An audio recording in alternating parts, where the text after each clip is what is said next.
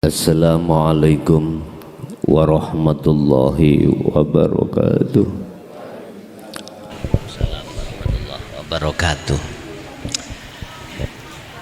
Iktikaf itu harus tempat yang diiktikafkan.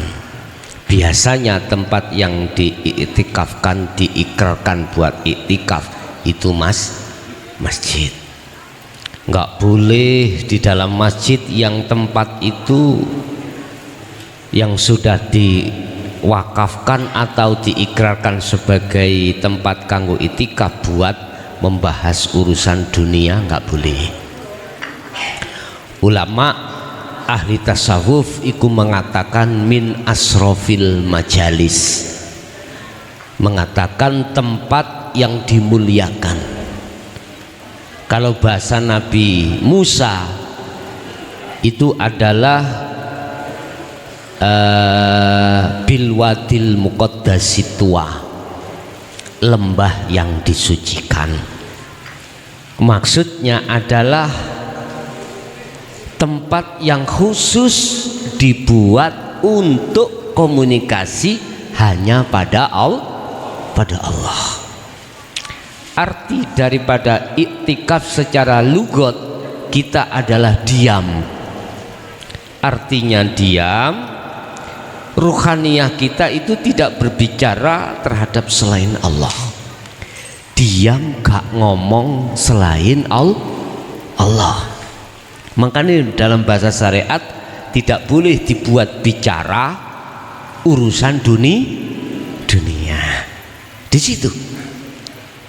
Jadi kalau boleh saya simpulkan, iktikaf secara hakikat adalah jenengan ruhaniyah itu solo. Syaratnya ada dua, bisa bertemu Allah, bicara dengan Allah. Pertama, jenengan harus berzikir sirul asror. Kedua, jenengan tidak boleh menyekutukan Allah. Wala yusyrik bi ibadati rabbih ahada. Bisa sampai akad manakala ketika suluk robitoh jenengan penghadapan ruhaniyah sampean iku hanya pada wajah Allah, bukan wajah makhluk. Ini jenengan ini ruhaniyah, ikuti aja sirul asr itu sambil melepaskan diri kita ruhaniyah yang melakukan. Itu cepat Pak. Umpama sampai pengen cepat solo itu wusul, mudah saja sebetulnya. Langsung saja sampai masuk di tengah-tengah fana'u dzikir. Artinya lepaskan keakuanmu, iman merasa dirimu yang melakukan, lepaskan. Tanamkanlah di dalam dirimu hidup itu keakuannya Allah. Tapi nggih nek cara poncak gak ono kembangane, ora penak Pak. Cara wong mangan ngono mosok langsung wareg gak katik kecapan. Ya dikecapi lah, cek ada rasa lah, ngoten to. Jadi gitu loh Pak. Ya sebetulnya substansinya wareg lah, ngoten to ya. Tapi ya kurang manis dong. Istilah kita sama-sama punya istri suami, yojok langsung, ya pemanasan kuno, mbuh nyium kuping, mbuh nyium dahi, lah gitu toh. Ojo langsung geratak. Nah, kurang indah. Tapi yo gak disalahno, ngono lho. Umpama langsung, wis padha gerange kate lapo. Pun. Jadi iktikaf adalah diamnya ruhaniyahmu. Di saat ruhaniyah diam itu tidak boleh bicara selain daripada Allah. Berarti jenengan harus uzlah di situ. Kalau bahasa syariat ditentukan Pak, iktikaf itu nggak boleh di rumah, nggak boleh di musola, keterkecuali sampai ikrarkan, niatkan tempat untuk diiktikafkan. Sakit Pak, rumah sampean satu kamar, sampean ikrarkan hatimu sebagai pada Allah sebagai tempat iktikaf. Kalau bisa memang seperti itu, satu ruangan lah. Tapi yo gak oleh di situ buat makan-makan, gak boleh. Hanya dipergunakan untuk uzlah terhadap Allah. Para kekasih Allah dulu seperti itu, Pak. Mesti punya tempat khusus yang tidak boleh dimasuki orang lain, biasanya gitu. Iktikaf. Satu. Dua, tentang hakikatnya puasa. Puasa secara jasmani diatur di dalam syariat. Kita menahan perkara makan dan minum tidak boleh masuk di dalam jasad kita dalam waktu yang telah ditentukan. Berarti ngeker, menahan lapar dan dahaga. Saiki hakikat puasa secara ruhaniyah, Pak.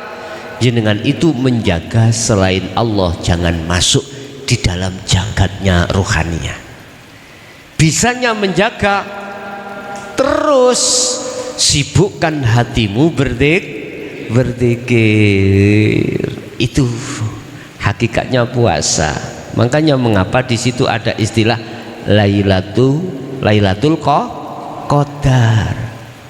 Allah sudah menuangkan tentang Lailatul Qadar min alfi syahrin, lebih baik dari 1000 bulan. Syariat Lailatul Qadar hanya terjadi di dalam bulan puasa. Secara hakikat ketika Anda betul-betul ruhaniyahmu itu solo usul nang Allah, yaitu Lailatul Qadar, Pak. Berarti hakikatnya tidak hanya terjadi di dalam bulan Ramadan secara syar'i, tapi juga terjadi sewaktu-waktu. Mana hatimu makrifat pada Allah, itulah Anda telah masuk dalam Lailatul Qadar. Pandang kacamata hakikat. Terakhir, zakat. Apakah zakat itu bisa mensucikan diri kita? Mohon maaf, Pak, kita di dalam Islam itu diatur di dalam syariah ada berapa persen yang bukan harta kita. Itu ada 8 golongan yang mempunyai hak di situ, walaupun kayaknya itu kita itu yang kerja sendiri, tapi di situ dalam agama itu diatur supaya apa toh, Pak? Supaya hablum minan nas, kita sebagai seorang muslim ada istilah itu terhadap anak yatim, terhadap 8 golongan itu, biar merasakan apa yang kita rasakan, walaupun itu tidak seluruhnya, sebagian. Makanya kita diwajibkan untuk zakat. Dalam bahasa syariat itu kan untuk mensucikan harta itu yang bukan hak milik, biar tidak menjadi penyakit. Lah hakikatnya itu yang bagaimana? Seluruh apa yang dititipkan Allah terhadap kita, manakala kita sudah mengembalikan pada Allah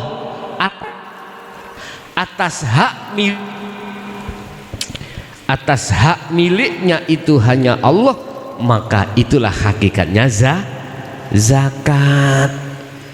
Otomatis secara syariah jenengan tidak berat, Pak, memberikan berapa persen terhadap 8 golongan, tidak berat.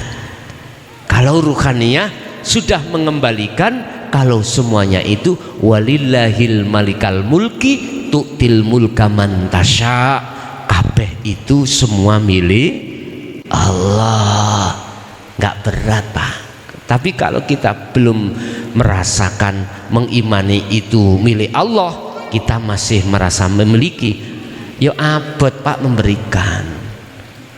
Hukum akal muncul, sing nyambut gawe aku dewe kok, hasilnya aku dewe, akhirnya susah untuk memberikan terhadap orang lain. Akhirnya sifat loman as-suja itu gak muncul dalam diri kita, karena terbelenggu ruhaniyah kita dengan hal seperti itu. Makanya orang Jawa ngarane orang meleki. orang bakhil, ya seperti itu.